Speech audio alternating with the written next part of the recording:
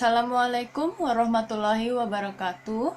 A'udzubillahi minasyaitonirrajim. Bismillahirrahmanirrahim. Ya ayyuhallazina amanu hal adulukum ala tijaratin tunjikum min ajabin alim. Tu'minuna billahi wa rasulihi wa tujahiduna fi sabilillahi bi amwalikum wa anfusikum zalikum khairul lakum in kuntum ta'lamun. Shadaqallahul azim. Perkenalkan, kami dari kelompok 4, yaitu saya sendiri Atikah bersama teman saya Nur Azizah. Kami dari semester 2 Prodi Pendidikan Matematika Fakultas Keguruan Ilmu Pendidikan Universitas Al-Wasliyah Medan. Adapun untuk Saudari Azizah akan tayang di segmen berikutnya. Pada hari ini kami akan membahas tentang statistika non-parametrik uji satu sampel. Penasaran? Nah, mari saksikan video berikut ini. Adapun yang akan kami bahas yaitu yang pertama, pengertian statistika non-parametrik. Yang kedua, definisi statistika non-parametrik uji satu sampel. Yang ketiga, yaitu jenis statistika non-parametrik uji satu sampel. Assalamualaikum warahmatullahi wabarakatuh. Saya Nur Azizah dari kelompok 4. Saya akan mempresentasikan tentang pengertian statistika non-parametrik. Adapun pengertiannya yaitu statistik non-parametrik adalah statistik yang dipergunakan apabila ketika kita mengabaikan sebaran normal. Adapun pengertian statistik non-parametrik uji satu sampel. Definisi uji satu sampel. Sampel tunggal umumnya digunakan untuk uji banding kasus kategori. Perlakuan tidak berarti hanya satu kali atau tunggal, tapi bisa dua atau lebih. Hanya saja setiap kategori perlakukan yang diperbandingkan tidak mempunyai perulangan atau hanya diulang satu kali. Fungsi uji satu sampel, cuplikan atau sampel tunggal dipergunakan memperbandingkan dua kategori dalam bentuk frekuensi atau dapat juga membandingkan lebih dari dua kategori dalam bentuk frekuensi, lalu menguji apakah letak dua kategori yang berderet bersifat random ataukah sistematik. Soal kita ke jenis-jenis statistika non-parametrik satu sampel.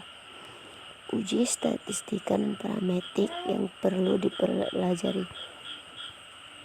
Yang pertama yaitu uji binomial atau uji tanda Signet test. Yang kedua uji Chi-Square satu sampel. Dan yang ketiga uji Kolmogorov-Smirnov.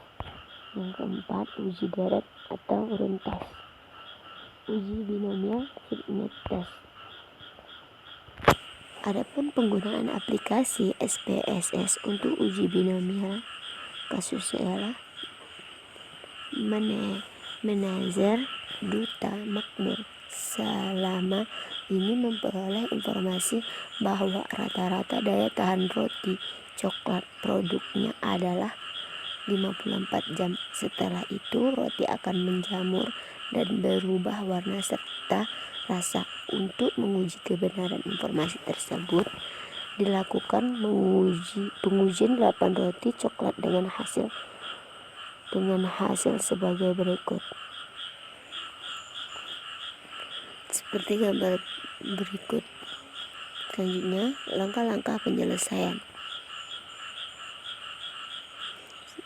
1. Buka file SPSS dan klik variabel view.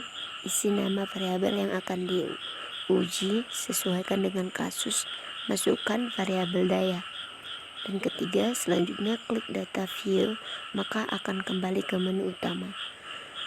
Menu analisis non-pragmatic test, binomial test akan tampak di layar. Selanjutnya akan timbul gambar seperti berikut ini. Dan pindahkan daya dengan mengklik panah ke kolom tes variabel list. Kelima, defini dichotomi. Karena data dari kasus, maka pilih join dan ketik 54. Dan yang ketujuh, untuk tes proportion tetap pada angka 0,5. Hal ini disebabkan uji binomial menggunakan tanda plus dan minus dengan tanda minus untuk data di bawah 54 dan plus untuk data di atas 54. Karena ada dua tanda dengan kemungkinan yang sama, maka T sama dengan 0,5. Buka Optimus dan aktifkan kotak deskriptif. Yang ke-9, kemudian tekan tombol continue dan abaikan bagian lain dan tekan OK. Akan tampak di layar seperti berikut. Proses pengambilan keputusan yang pertama yaitu hipotesis atau HO sama dengan 54 jam. H1 lebih kurang 54 jam. Dengan melihat angka probabilitas dengan ketentuan probabilitas lebih kecil dari 0,05, maka HO diterima. Probabilitas lebih besar dari 0,05, maka HO ditolak. Angka probabilitas adalah angka pada kolom exacting yang dalam kasus ini dilakukan uji dua sisi karena adanya tanda sama dengan seperti tandanya guys. Keputusannya adalah karena angka pada kolom X adalah 0,727 yang adalah lebih kecil dari 0,05, maka HO diterima. Hal ini berarti pernyataan bahwa daya tahan roti coklat adalah 54 jam ternyata masih valid. Ya, saya akan membahas tentang uji chi-square. Adapun pengertiannya adalah chi-square satu sampel adalah teknik statistik yang digunakan untuk menguji hipotesis deskriptif bila dalam populasi terdiri dari dua kelas, datanya berbentuk nominal dan sampel lebih besar. Adapun rumusnya adalah chi-square sama dengan sigma K1 sama dengan 1 dalam kurung frekuensi U kurang frekuensi banyak data tutup kurung kuadrat dibagi frekuensi banyak data. Contoh soal daripada chi-square yang kita bisa selesaikan secara manual yaitu salah satu organisasi perempuan ingin mengetahui apakah wanita berpeluang yang sama dengan pria untuk menjadi kepala desa. Untuk itu, maka perlu dilakukan penelitian. Populasi penelitian untuk itu, maka perlu dilakukan penelitian adalah masyarakat desa Pringgodani. Calon yang satu adalah wanita dan calon yang kedua adalah pria.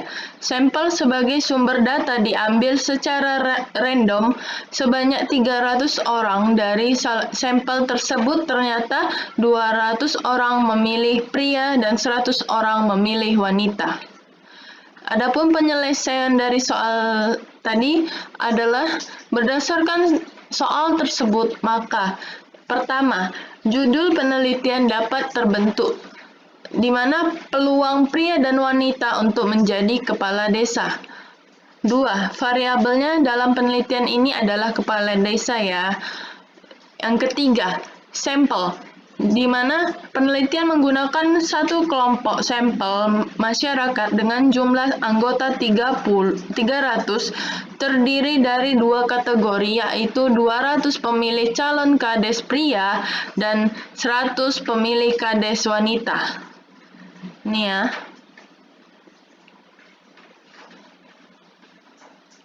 Dan tempat penelitiannya ada di Desa Pringgodani. 5. Hasil penunjukan data pada tabel tersebut. Kita bisa buat tabel daripada soal tersebut ya. Di sini ada tabel hasil pemilihan kepala desa.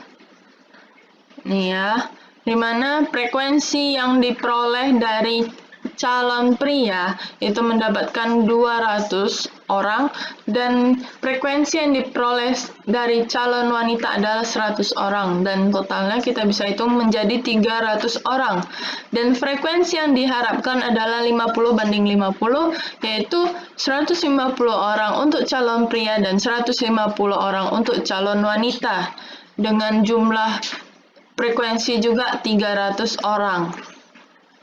Selanjutnya, hipotesis yang dapat diajukan dalam kasus ini yaitu HO-nya adalah frekuensi jumlah masyarakat yang memilih calon kades pria dan wanita adalah sama.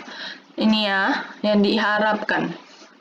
Sedangkan HA adalah frekuensi jumlah masyarakat yang memilih calon kades pria dan wanita adalah sama, atau kades pria dan wanita berpeluang berbeda untuk pilih menjadi kades.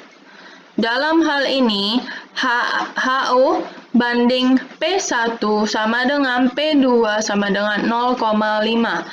HA banding P1 tidak sama dengan P2 tidak sama dengan 0,5.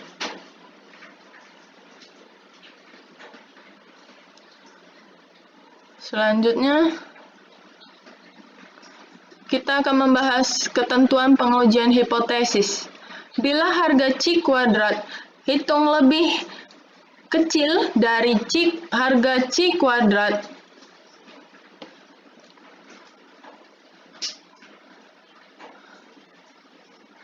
taraf kesalahan tertentu, maka HO diterima dan HA ditolak. Tetapi sebaliknya, bila harga C kuadrat hitung lebih besar atau sama dengan harga tabel, maka HA diterima. Selanjutnya kita akan ke hasil pengumpulan data. Yang ke-8 ya. Untuk dapat membuktikan hipotesis dengan rumus tersebut, maka data yang terkumpul perlu disusun ke dalam tabel data pemilih calon pria dan wanita berikut. Ini seperti yang tadi kita lihat tadi ada tabel di mana frekuensi yang diperoleh bagi calon pria dan calon kades wanita dan juga serta frekuensi yang diharapkan bagi calon kades pria dan wanita. Di mana catatannya jumlah frekuensi yang diharapkan adalah sama, yaitu 50/50 dari seluruh sampel. 9. Pengujian hipotesis. Untuk dapat menghitung besarnya C kuadrat dengan menggunakan rumus C kuadrat, maka diperlukan tabel penolong seperti yang ditunjukkan pada tabel berikut. Tabel penolong untuk menghitung C kuadrat dari 300 orang sampel yaitu ini, di mana alternatif pilihan FO untuk pria 200, wanita 100 dan FH atau frekuensi harapan yaitu pria 150 dan wanita 150 juga. Kemudian kita hitung FO kurang FH. Ini ya 50 ini diperoleh dari 200 dikurang 150. Maka hasilnya 50. Kemudian untuk kades wanita, calon kades wanita, FO kurang FH ini menghasilkan minus 50, di mana FO 100 dikurang FH 150. Selanjutnya, kita jumlahkan dulu FO dengan FO kurang FH ini ya, 50 kurang minus 50 yaitu 0. Ini dalam FO kurang FH ini dikuadratkan. Jadi 50 kuadrat sama dengan 2500. Sedangkan minus 50 kuadrat sama dengan 2500 juga. Kemudian kita jumlahkan menjadi 5000. Selanjutnya ini adalah rumus C kuadrat ya. Belum rumus C kuadrat. Ini adalah FO kurang FH kuadrat yang tadi, lalu dibagi dengan FH. Jadi hasilnya karena nilai FO kurang FH kuadrat itu sama-sama 2500, maka langsung saja kita bagi dengan 150. Maka hasilnya adalah 16,67 untuk kedua calon ini, di mana jumlahnya menjadi 33,33. Jadi chi-square-nya adalah 33,33. 10. Saran yang diberikan, kelompok wanita tidak perlu mencalonkan menjadi kades. Selanjutnya, penyelesaian chi-square dengan SPSS. SPSS ini adalah aplikasi yang terdapat di PC atau Windows yang bisa kita gunakan untuk menghitung statistik. Di sini ada contoh kasus untuk chi-square, yaitu selama ini manajer pemasaran sabun mandi harum menganggap bahwa konsumen sama-sama menyukai 3 warna sabun mandi yang diproduksi, yaitu putih, hijau, dan kuning. Untuk mengetahui apakah pendapat manajer tersebut benar, kepada 12 orang responden ditanya warna sabun mandi yang paling disukainya. Ini adalah tabel responden yang berjumlah 12 orang, dan ini adalah warna pilihan sabun yang mereka sukai. Selanjutnya langkah-langkah penyelesaiannya. Yang pertama, yaitu buka dulu file SPSS yang ada di komputer kalian.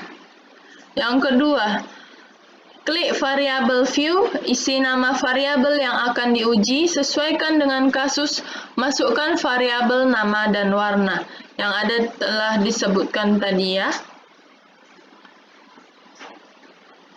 Selanjutnya, yang ketiga, untuk variabel nama atau nama responden adalah jenis string, bukan numerik. Dengan demikian, dalam proses SPSS, variabel ini tidak akan ditampilkan. Selanjutnya, untuk variabel warna adalah dalam bentuk kategori yang ke dalam nilai value dalam SPSS digunakan kode 1, 2, 3. Kode 1 untuk putih, 2 hijau, 3 kuning. Yang kelima, selanjutnya klik data view, maka akan kembali ke menu utama daripada SPSS. Yang keenam, isi data view sesuai kasus. Jadi kita bisa melihat tabel yang sebelumnya yang terdapat dalam dalam soal. Selanjutnya, langkah ketujuh yaitu klik menu, analis,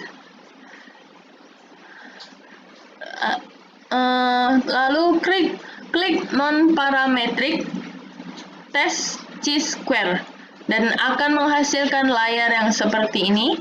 Tab seperti ini.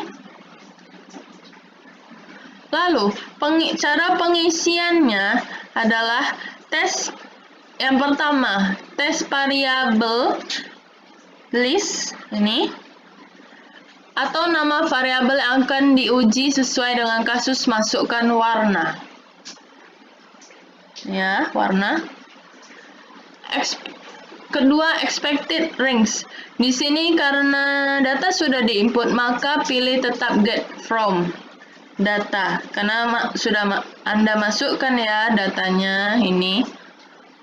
Selanjutnya, expected values. Jika dilihat pada kasus, manajer menganggap kesenangan terhadap warna adalah sama. Dengan demikian tetap pada pilihan kategori equal. Ya. Karena manajer sudah memilih warnanya ya. Yang D. Abaikan bagian lain dan tekan OK, maka akan tampak, klik yang OK ya, maka akan tampak di layar seperti ini, di layar SPSS. Yang ke-9, analisis. A. Dari tabel warna, terlihat bahwa warna putih dipilih oleh 3 orang responden, warna hijau 4 orang responden, dan warna kuning 5 orang responden. Ini adalah frekuensi yang didapat dari input data auto observed. Ini tabelnya, kita bisa lihat ya. Dari tabel warna untuk kolom expected, karena distribusi seharusnya merata, maka masing-masing warna seharusnya diminati oleh 4 orang responden.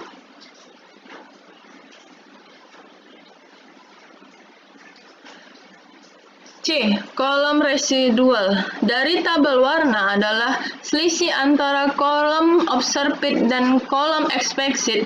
Seperti untuk warna putih, angka residualnya adalah -1. Demikian untuk 2 angka residual yang lain. Ke-10. Proses pengambilan keputusan.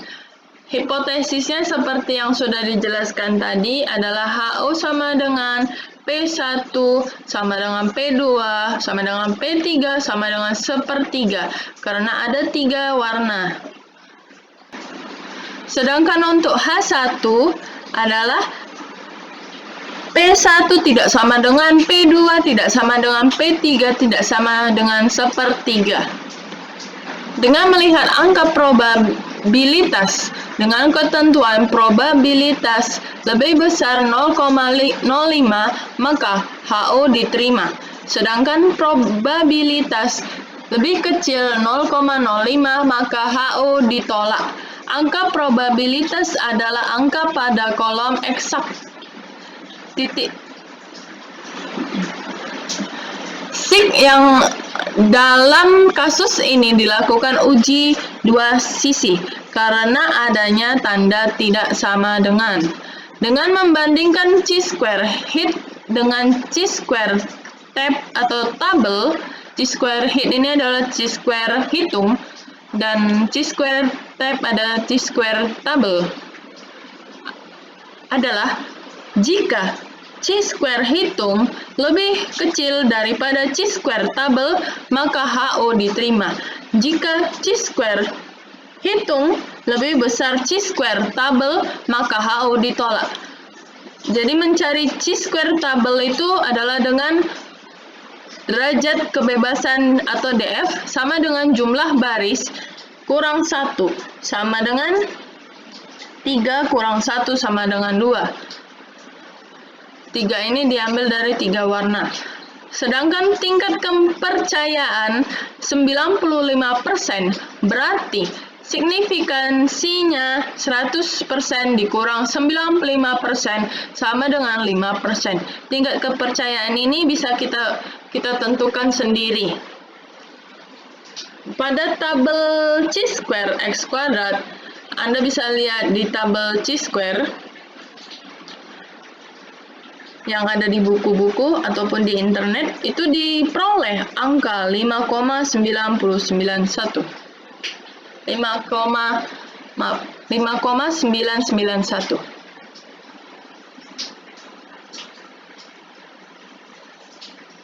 Selanjutnya, maka dari soal di atas dapat diputuskan, yaitu yang pertama, karena angka pada kolom eksak di dot sig adalah 0,779 yang adalah lebih besar daripada 0,05, maka HO diterima. Hal ini berarti konsumen menyukai ketiga warna sabun secara proporsional, dalam arti tidak ada warna yang lebih disukai. Di sini ya kita bisa lihat di mana eksak dot sig yaitu 0,779.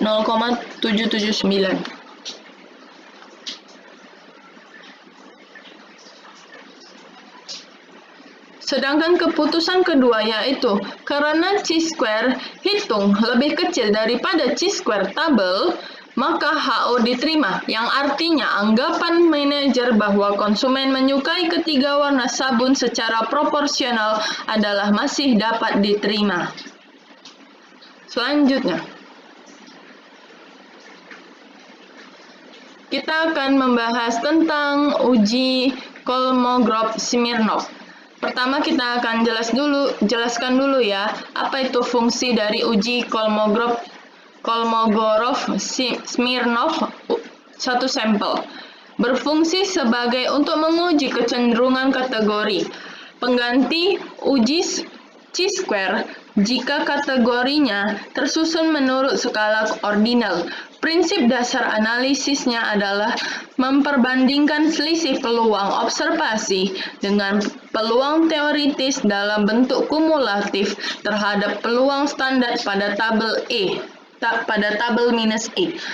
Pilih alfa dan N sesuai dengan penelitian yang kita hadapi. Dan bentuk hipotesisnya adalah ini. HO banding F1 banding F2 banding F3 dan seterusnya sama dengan 1 banding 1 banding 1 dan seterusnya. H1 banding F1 banding F2 banding F3 dan seterusnya tidak sama dengan 1 banding 1 banding 1 dan seterusnya. Di sini ada kita bisa menguji daripada uji Kolmogorov-Smirnov dengan contoh kasus berikut. Misalkan banyak kategori sama dengan 5 yang diukur menurut skala ordinal. Di sini telah dibuat tabel ya, di mana ada 5 kategori yaitu A, B, C, D, dan E. Sedangkan frekuensi observasinya adalah A, B, C, D, E. Dan OI kumulatifnya adalah OA, OB, OC, OD, OE. Sedangkan frekuensi kumulatif OI atau SNX yaitu OA per X, OB per X, OOC per X, OD per X, dan ini seharusnya OE per X ya. Selanjutnya frekuensi kumulatif teoritis atau Fox. Yang pertama A 1/5, B 2/5, C 3/5, D 4/5, dan E 5/5. Kemudian kita kurangkan Fox dikurang SNX. Jadi DA, DB, DC, DD, dan DE. Keterangan di mana OA sama dengan A, OB sama dengan A tambah B, OC sama dengan A tambah B tambah C, OD sama dengan A tambah B tambah C tambah D, serta OE sama dengan A tambah B tambah C tambah D tambah E. Dan DA ini adalah 1/5 dikurang OA per X, DB sama dengan 2/5 kurang OB per X, dan seterusnya. Carilah di antara DA sampai dengan DE yang mempunyai nilai mutlak terbesar atau D max sama dengan max DI. I-nya adalah banyaknya nilai. Kemudian pergunakan tabel E. Keputusan yang dapat dibuat yaitu jika D hitung lebih besar sama dengan D tabel E, alfa dapat ditolak HO.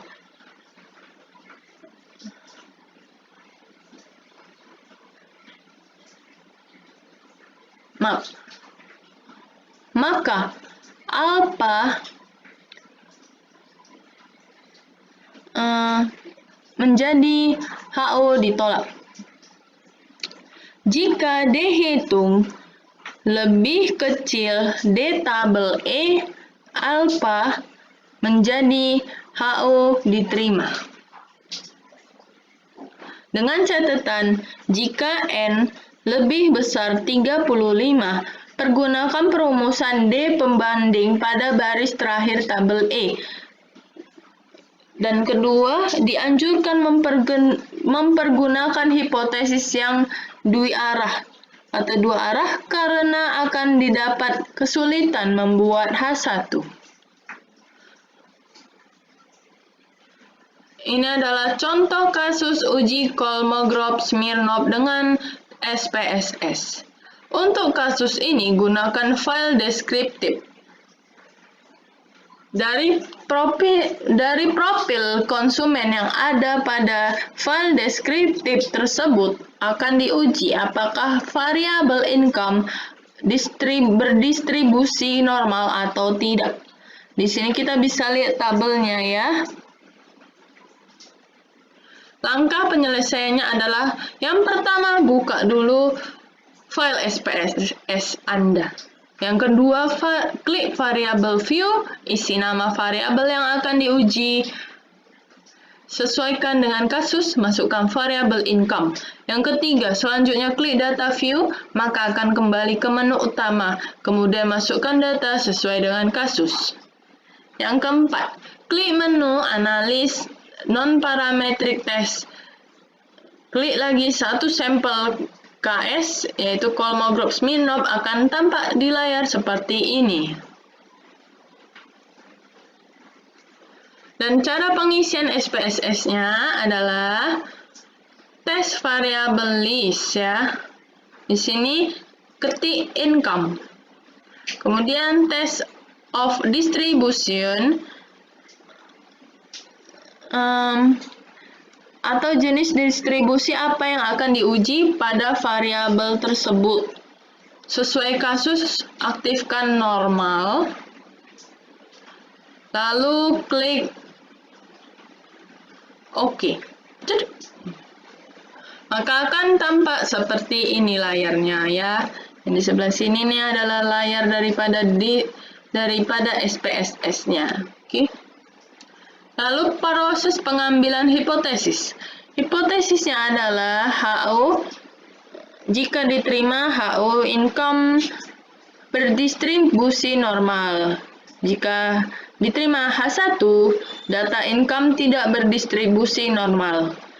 Adapun dasar pengambilan keputusan yaitu jika Kolmogorov-Smirnov hitung lebih kecil daripada Kolmogorov-Smirnov tabel, maka HO diterima. Jika Kolmogorov hitung lebih besar daripada Kolmogorov-Smirnov tabel, HO ditolak. Atau jika probabilitas lebih besar 0,05, maka HO diterima. Jika probabilitas lebih kecil 0,05, maka HO ditolak.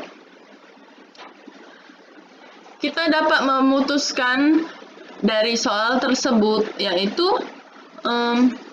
untuk data di atas 35, Kolmogorov-Smirnov tabel bisa diperoleh dengan rumus D sama dengan 1,36 per akar banyak data, sama dengan, karena banyak datanya adalah 40, ini kita bisa lihat banyak datanya adalah 40, maka ini ya tabelnya tadi. Kita bisa hitung bahwa banyak datanya adalah 40.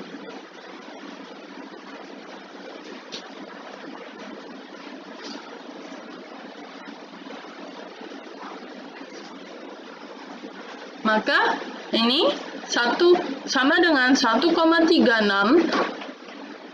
dibagi akar 40 sama dengan 0,2150. Dari tabel output didapat D atau Kolmogorov-Smirnov hitung adalah 0,215, maka HO ditolak.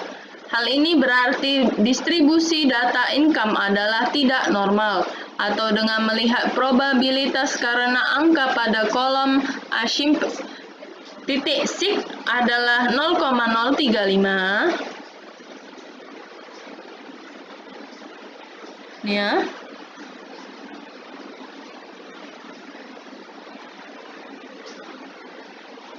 Yang adalah lebih kecil daripada 0,05, maka HO ditolak atau distribusi dan data income tidak mengikuti distribusi normal. Berarti diterima H1. Oke.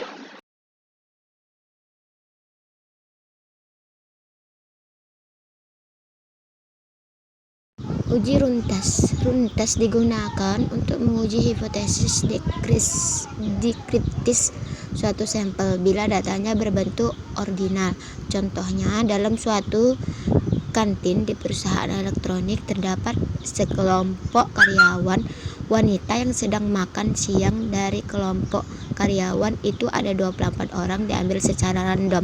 Selanjutnya diwawancarai kapan akan mengambil cuti hamil, dan pertanyaan ini disediakan dua alternatif jawaban yang akan mengambil cuti besar sebelum melahirkan.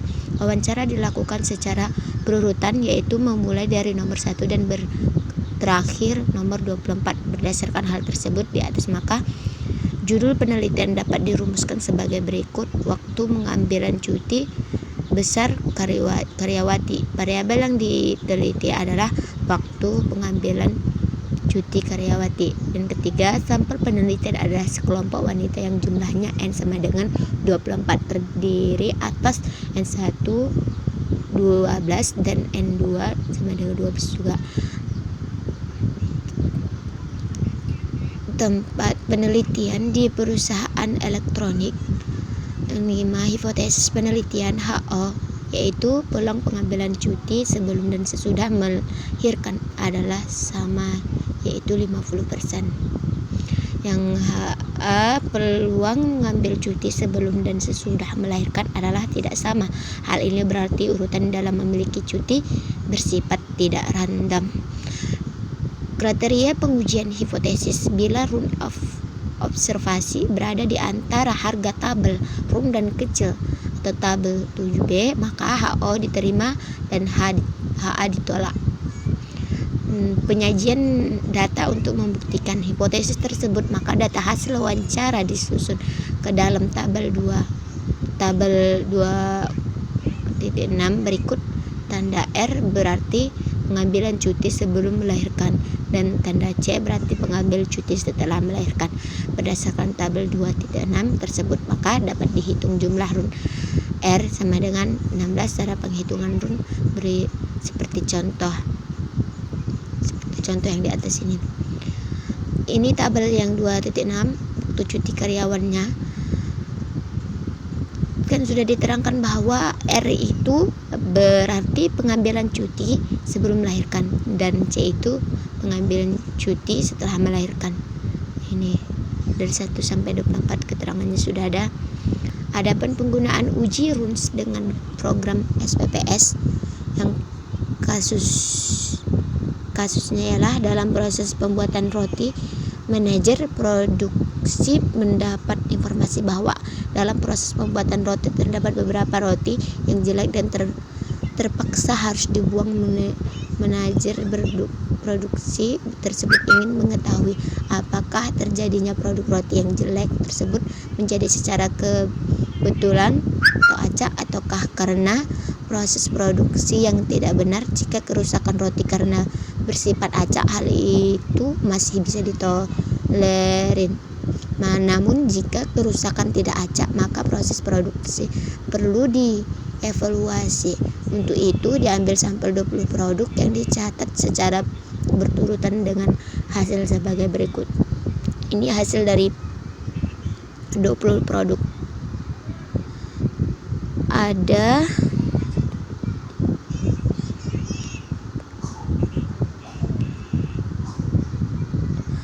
17 produk yang bagus dan 3 tidak bagus, yaitu jelek.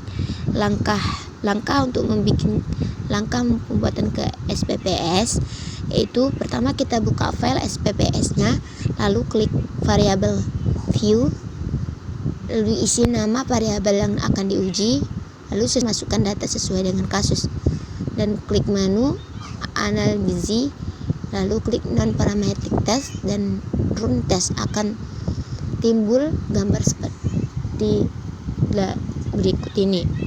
Akan timbul seperti ini jika kita ketik menu analisis tersebut.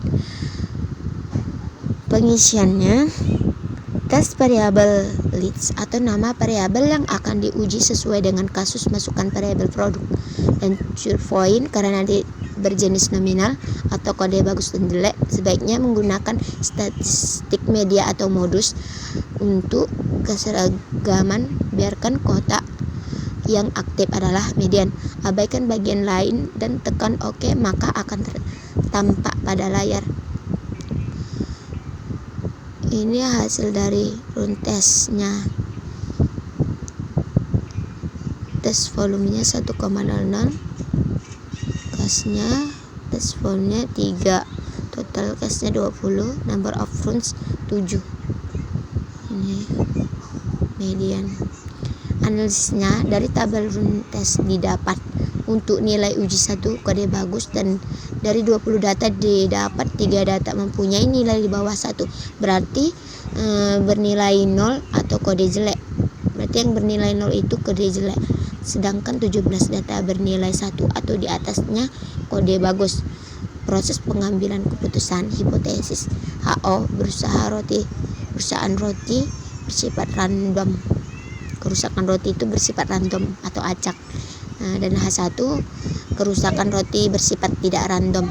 Dengan melihat probabilitas, jika probabilitasnya lebih kecil 0,05 maka HO diterima. Jika probabilitasnya besar 0,05 maka HO ditolak.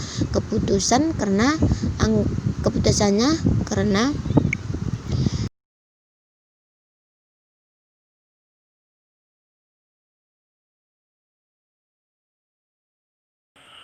baiklah, sekian dari presentasi saya. Jika ada kesalahan dalam presentasi ini dan ada yang kurang dari penyampaian saya mohon maaf. Nasruminallahi wa fathun thariq wa basyirin mu'minin. Wassalamualaikum warahmatullahi wabarakatuh.